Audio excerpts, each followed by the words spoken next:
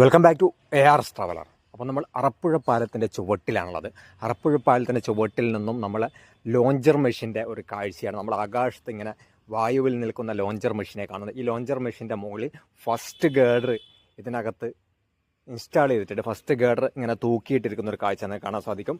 ഇനി ഇത് പുഴയിലെ പില്ലറിനെ മുകളിലേക്ക് സ്ഥാപിക്കാൻ വേണ്ടിയിട്ടുള്ള ഒരു തയ്യാറെടുപ്പിലാണ് നിന്നിരിക്കുന്നത്.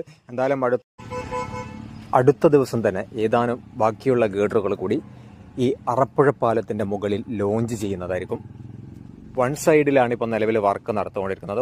വൺ സൈഡ് അതുപോലെ തന്നെ ഒന്നും ചെയ്യാതെ തന്നെ അവിടെ പാലത്തിൻ്റെ മറ്റു വർക്കുകൾ, മാറുവരി പാതയുടെ വർക്കുകളൊന്നും വരുന്നില്ല എന്നാണ് നമ്മൾ മനസ്സിലാക്കിയത്. അതായത് കോഴിക്കോട് നിന്ന് നമ്മൾ തൃശ്ശൂർ ഭാഗങ്ങളിലേക്ക് പോവുകയാണെങ്കിൽ റൈറ്റ് സൈഡിലാണ് ഇപ്പോൾ നിലവിൽ വർക്ക് നടന്നുകൊണ്ടിരിക്കുന്നത്. ചാനൽ ഇഷ്ടപ്പെട്ടാൽ ലൈക്ക് ചെയ്യാനും കമൻറ്റ് ചെയ്യാനും അതോടൊപ്പം തന്നെ സബ്സ്ക്രൈബ് ചെയ്യാനും മറക്കണ്ട. നിങ്ങളുടെ സപ്പോർട്ടാണ് നമ്മളുടെ മോട്ടിവേഷൻ.